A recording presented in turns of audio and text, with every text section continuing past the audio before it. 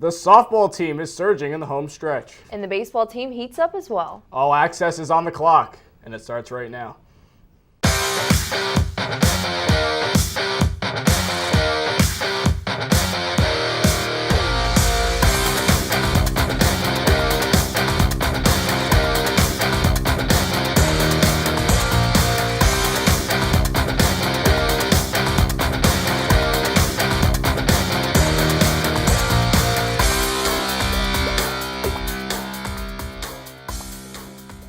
Welcome to All Access, the show that has a team full of potential All-Pros. I'm Cody Decker. And I'm Rachel Williamson. This weekend's draft should be full of excitement, unless possibly if your quarterback situation is quite tedious for you Eagles fans. Meanwhile, the track teams competed in 3 events this week. Let's see how they fared. Cody? Thanks, Rach.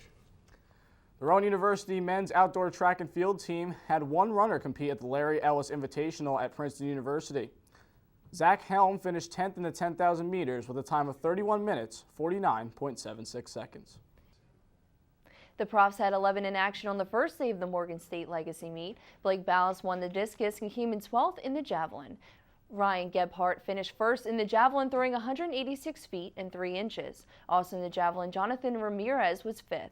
Anthony Sozzi took 6th. In the decathlon, Sam Maniglia was 2nd with 3,407 points. Kyle Ofer was 8th and Cam Daly is 9th.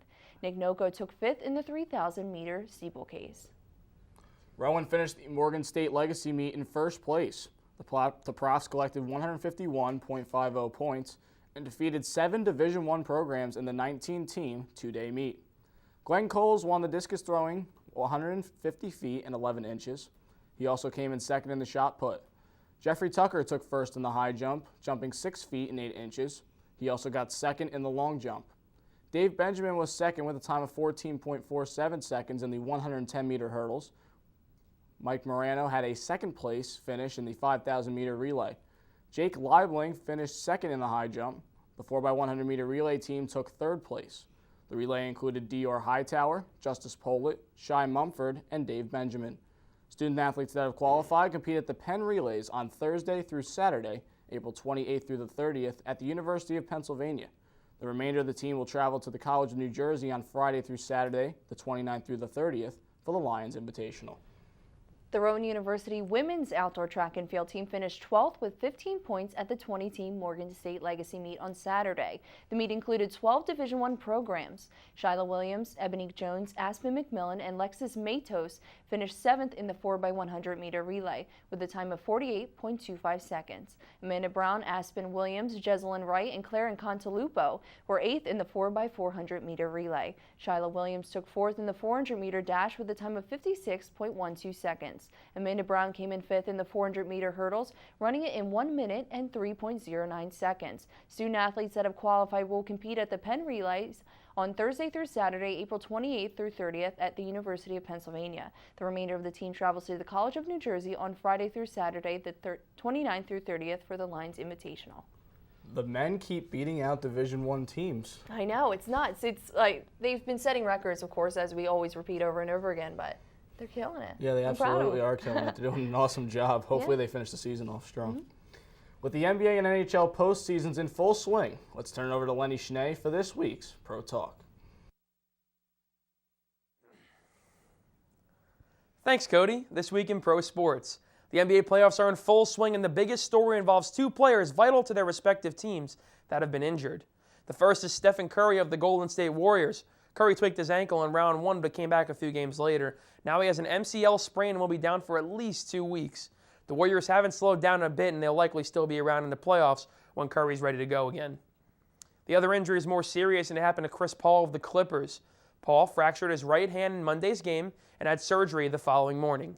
He is out indefinitely, and that will hurt the Clippers immensely. Over to the NFL, where Deflategate has been brought back into the spotlight as Tom Brady's suspension was reinstated by an appeals court judge. Brady was supposed to have this 4-game suspension to begin last season, but it was eventually overturned. He was initially suspended for deflating footballs in the previous year's AFC Championship game. Also in football, the offseason's biggest event is taking place as we film right now. The Los Angeles Rams hold the first overall pick in the draft, and the hometown Eagles will choose second. The first 2 picks are expected to be quarterbacks Jared Goff and Carson Wentz. Over the NFL, where the first Game 7 of the playoffs happened on Wednesday night in Anaheim.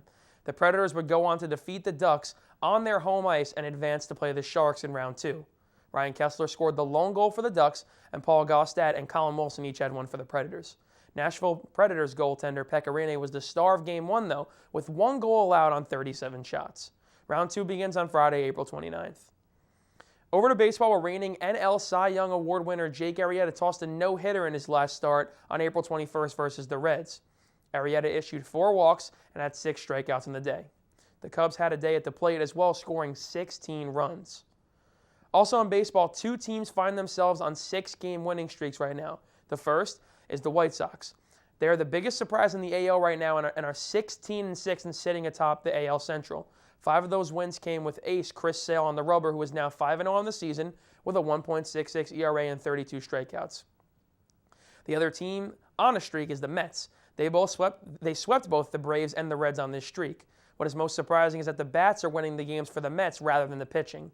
They are 4th in the league in home runs and 9th in the league in on-base percentage. The Mets' biggest test to date will come this weekend against the Giants. That's all I have for you on this week's Pro Talk. Later, our RTN sports experts sit down for our year in review. But after the break, Cody and Rachel will fill you in on the latest in Rowan lacrosse and softball. So stay tuned for more All Access.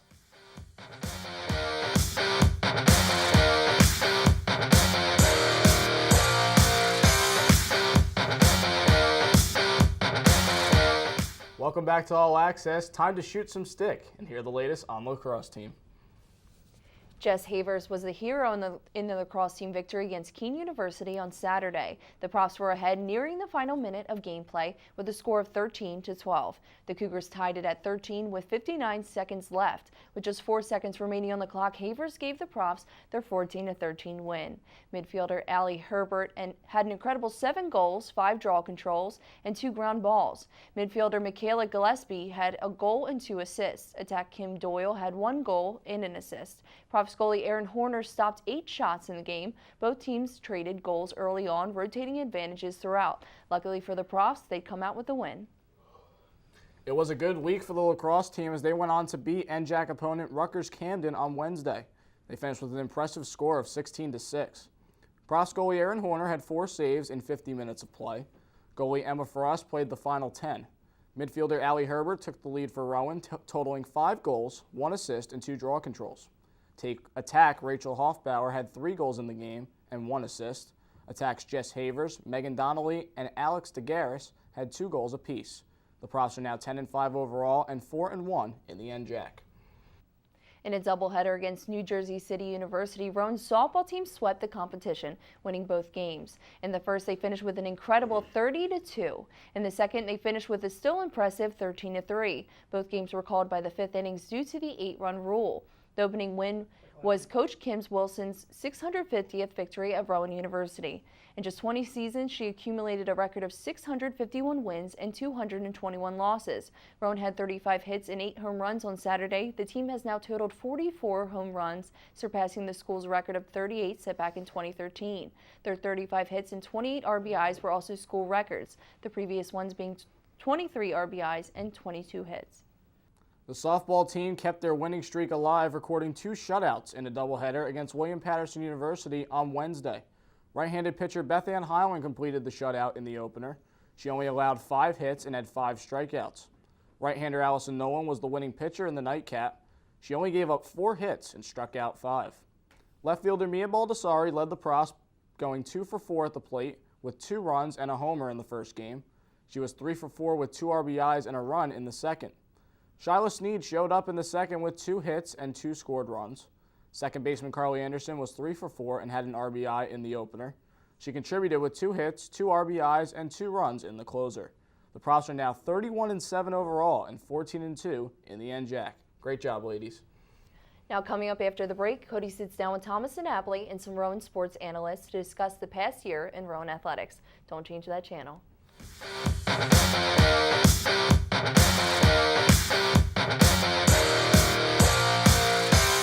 Welcome back to All Access. Time for our Rowan Roundtable. Joining me, football color commentator Steven Rodriguez, Rowan play-by-play and hockey commentator Cody Decker, and hockey commentator Lenny Schnee for our year in review in Rowan athletics. So, Men, let's just get down to things. So let's start off with Rowan football this year. Rowan football went 6-4, 5-4 in conference, 3-1 at home, and 3-3 on the road. So overall, what did you guys see from Rowan football this year? Yeah, they got off to a really hot start. 5 games in a row they win in the beginning of the season, and then from there they just kind of fell off. And I think a question to concern about next year is definitely the quarterback play. Coming into the season, the quarterback situation was definitely not okay. You had Kyle Maroney leaving the college, and you had Billy McCarty also out of the picture. So they kind of had to start over at the signal caller position, and I'm sure Steve can elaborate on this more. But, defensively, Rowan played great. But when it came down to the top teams in Division III and in their conference, it just ended up just being too much for them. See, with me, with the quarterback position and Dante Pickney, it was just that it was kind of inexperience that he had. The inexperience, like, it wasn't, we were talking about his completion percentage before, and it wasn't that he couldn't make throws, it was kind of, the throws that he missed were rushed, and he was under pressure. And they started out strong in the season, but the problem was they hit that rough patch when they had to play Wesley on the road, and they had those tough games, and he threw a couple late picks that blew the games that, if you have a guy in there that knows the system and he's throwing a couple touchdown passes in the clutch, he's smarter with the ball, and, they get a couple more big wins later in the season. It's pretty interesting, too, when I look back at it. Christopher Newport, the game against Christopher Newport at Christopher Newport, there were literally 2 plays that determined that game and could possibly, in my opinion, I think it determined the rest of their season because they just couldn't capitalize on that win. Yeah, it was a very rainy day, very windy night, but really it was the turning point where Rowan all of a sudden just didn't have the success that they had early on in the first half of the season. So Pickney's completion percentage, 57.39, better than Christian Hackenberg, who I believe is going to go to your Jets, but that's another topic for another day. Let's switch gears to hockey for a little bit. The hockey team, their Division II team, went 17-5-3, 7-3-1 at home, and 10-2-2 on the road. So, Lenny, let's get you involved from the hockey team. What did you see from them this year? And quickly, why do you think they play so well on the road? Well, why they play so well on the road is I think that they, they understand that when you go to an away game that the home teams expect you to get off the bus, maybe to be sluggish and stuff like that, and they know that they have to come out, they have to attack first, and I think that Coach Caulfield really drills that into the guys, and they like to rely on their big guns this year. They relied on Polis, Nikolai not as much as in the past years. Yeah. But yeah, with the hockey team, their success, they worked the puck through the point a lot this year, I think was the big thing, and I think Cody can attest to that as well, that they a lot of the defensemen got involved in the scoring this year, and that was a big key to their success. Yeah, the thing is they had so many seniors. I believe it's 10 seniors, maybe even 11 that are possibly leaving the team this year. So Nikolai is going to have that year of eligibility coming up in the fall, but it's gonna be a rebuilding year, and I hate to say that rebuilding word, but the fact of the matter is, I don't like it either. Yeah, it's just too much for the program really to handle. So many seniors that are going to be leaving, and it's really balanced of how many seniors are leaving. I think you have half on the offensive side and half on the tail end. So, and the thing is too is they don't compete against like the regional teams in the regular season. They just can't find time in their schedule to play them. Yeah. So because of the travel, I think is what the big deal is, unfortunately. Yeah, absolutely. So, we'll see how it plays out next year. It's going to be a different kind of year for the D2 team. Hopefully they can continue to contend in the MAC. We're definitely hoping to get out there and continue our coverage of them. And they're a fun team to watch, regardless of the results of games. It's competitive hockey, and it's great club hockey, even though it is club. So you mentioned seniors for the hockey team. Seniors on the football team, I counted 14 leaving. I don't know if that's 100% correct, but around there, you have 14 seniors leaving. How do you think that's going to affect the team? Because football, just like any other sport, is really about chemistry, but 14 people leaving, again, quarterback staying, but again, the big key loss was Whit Marcelin. After he got injured, they didn't win a game. They got shut out in their last game, and now not only are you losing his play on the field, but you're losing his leadership. Yeah, I'll dive into this. Not only was Whit Marcelin their senior leader, you also got to look on the defensive side of the ball. And, Popper has gotten hurt. Josh Popper, he got hurt a couple of the last seasons. That's why he's still been able to play. But you lose him, you lose Darren Dungy. Yeah. That was your anchor, and that was the heart of your defense. Those are your captains. Those were the guys you counted on. And now you're losing those guys. And, Dungy as a linebacker, I thought, he played big. He played bigger than he was, and the guy was a monster. So it was just, I think that you're going to have to see a lot of guys. I don't want to use rebuild either. I think it'll just be interesting to see how Rowan tries to go about these pieces moving. They kind of have to turn the page a little bit and find a new identity almost, especially losing Witt. Maybe use the word reload when New York Giants using that word, saying reload, not rebuild. Yeah, you're basically losing, in my opinion, a J.J. Watt type player and a Von Miller type player in Dungy and Popper. So, I think the great thing for Rowan's defense is the corners are staying. They have their top 2 corners staying in Sanchez and, the corners are going to have to play strong on the outside. There's a lot of dynamic wide receivers in the end, Jack. There's a lot of dynamic wide receivers that they'll play in non-conference games as well. So you're happy to be locked up on that back end, but when it comes to pressuring the quarterback, that's going to have to be the challenge that they face. A nice little shout-out, too, to Russ Fortune. He's not going to be here, but, next season, but we just found out that he's getting a tryout with the Bengals. And, for any sake, I mean, just to hear, a Rowan player in the news like that, working out, trying to get, seen by an NFL team, it's like, That's unbelievable. that's Fred Jackson was a D3 guy. He had a nice career. There was actually, I think, one Glassboro State player that actually made the NFL back in the 70s, so it'd be nice to double that count. And, speaking of seniors, hockey team's losing Alex Polis. That's huge. They're losing Rob Wilworth, but they do keep Cody Riley, their goaltender, and Sam Meyer, the freshman, really came last year. Peter Kaz, the defensive freshman, really came last year. So, they have Connor McEwen, they have Conrad Quinn. They seem to have a pretty good foundation, but is the team just a little too young? Why? I don't know if the youth really is going to affect them too much, because you saw Sam Meyer. He came sort of out of nowhere. I mean, I didn't know who he was in the first couple of games. All of a sudden, he's on the first line skating with Polis. So it's I don't think that the youth is really going to have too much effect. It depends on how many freshmen come in next year and are trying to make an immediate impact. But having Cody Riley still on the team is just, that's the only reason I think that Rowan is going to have a pretty good year next year. Unfortunately, I don't think they're going to repeat this great season that they had. But Cody Riley, if they do well next season, he's going to be the reason why. You're really going to have to go into the preseason, and as you're going through your practices and stuff, you're just going to have to build chemistry, and that's really what the game is about, is building chemistry on your line, setting up the way you want to. And again, like Lenny said, it's going to depend on how many freshmen come in, how comfortable are they going to get. And I'm sure the MAC, the rest of the MAC teams have lost some great seniors. I know one off the top of my head, Ryan Urban, is now gone from Penn State. Killer. Exactly, the Rowan Killer. So, I'm not sure on the numbers for all the teams as far as seniors go, but I'm sure there are people and players that have made such an impact at these other schools that they're going to have to rebuild as well. It's not just going to have to be Rowan that's going to have to go through this. Yeah, Marks in Delaware, too, I believe. I believe Marks was a senior as well. He had like 50 goals or something like that this season. Unbelievable player. So Rowan, I talked to Alex Polis. The hockey team, all 5 of his years here, they did make the regional tournament. So they really have to get over the hump. Compare them to like the mid 2000s Minnesota Twins. Couldn't get past first round of the playoffs. But Rowan football kind of also seems to have that struggle. They get into the playoffs, which is good. It's the goal. And once you're in the playoffs, you never know what's going to happen. But they can't seem to take that next step in the playoffs. Yeah, defensively, that was the key to their success this year. If the other team couldn't score points, Rowan could win games. It's when they got to Wesley, Christopher Newport gave them a run. Salisbury, when they scored just too many points on Rowan, they fell behind quickly in like the first half, third quarter at latest, and then they just could not get back in the game. So I think offensively they're going to have to really step up. The quarterback position is going to be in question. There may be an open competition come next fall. Who knows if Pinckney's going to be the starter once again? Who knows what the situation is at all? But I do like the running backs. Tobler,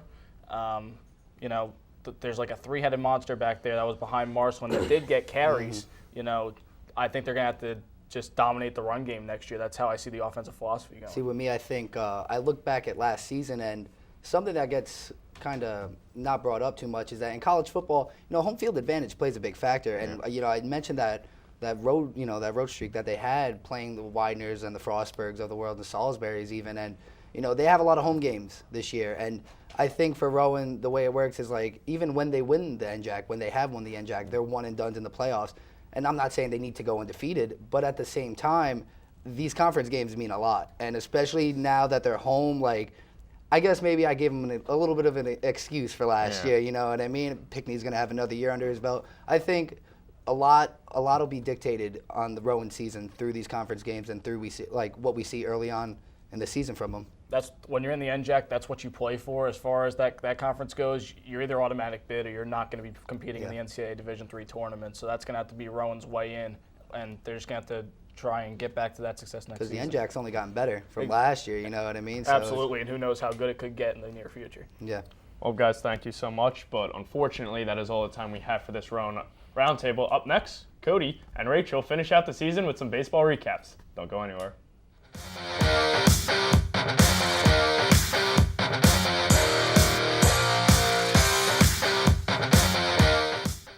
Welcome back. Time to close out season 24 by swinging for the fences and checking in on the baseball team. Cody? Thanks, Rach. Right-hander Eric Shugars led the Profs to a 13-1 victory over NJAC opponent Stockton University on Thursday, April 21st. He threw 6 shutout innings. Rowan ended the game with 20 hits. Center fielder Brett Phillips contributed with 3 hits and scored 2 runs. Shortstop Matt Jolly and third baseman Dylan Mendel each had 2 hits, an RBI, and 1 run. Second baseman Evan Hughes had 3 hits, 1 RBI, and 2 runs. With this win, Rowan improved their win streak to 4 games. Coming home just a day later, the Profs played host to Stockton University. Right-hander Johnny Dunn pitched a complete game for the win. He struck out 5 batters and gave up 1 earned run. He improved his record to 4-2 on the season. Left fielder Eric Oliver led Rowan with 2 hits, 3 RBIs, and 2 runs. Right fielder Kyle Gola had 2 hits, 2 RBIs, and 2 runs of his own. Third baseman Dylan Mendel registered a triple and 1 RBI. Rowan completed a 2-day sweep of Stockton, winning this one 7-1. They improved their winning streak to 5 games and their record to 20-13. On Saturday, April 23rd, the Rowan baseball team had its annual senior day. 8 seniors were honored before the game. Right-hander Brad Machinsky got the win and improved his record to 3-1. He threw 7 innings for the victory and gave up 3 runs. Only 2 were earned. First baseman Stephen Todd, catcher Greg Myers, and second baseman Evan Hughes each totaled 3 hits and 1 RBI each. Shortstop Matt Jolly added 2 hits and scored 2 runs. Rowan won with a final of 17-7. Left fielder Eric Oliver had 2 hits, 1 RBI, and 1 run. The second game got rained out and got moved to Sunday. Well, on Sunday, Rowan and William Patterson made up Game 2 of the doubleheader. Rowan successfully won their 7th straight and 4th straight NJAC victory. They improved their overall record to 22-13 and their NJAC record to 10-4. Right-hander Dylan Jonahanek pitched 5 innings, earning his victory of the season. He gave up 5 hits and 1 unearned run. Jonahanek also struck out 5 batters. Rowan shortstop Matt Jolly was 4 for 4 at the plate with a double, home run, and 3 RBIs.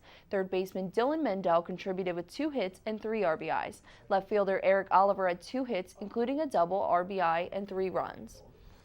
Rachel, that caps off the season here on All Access. I know.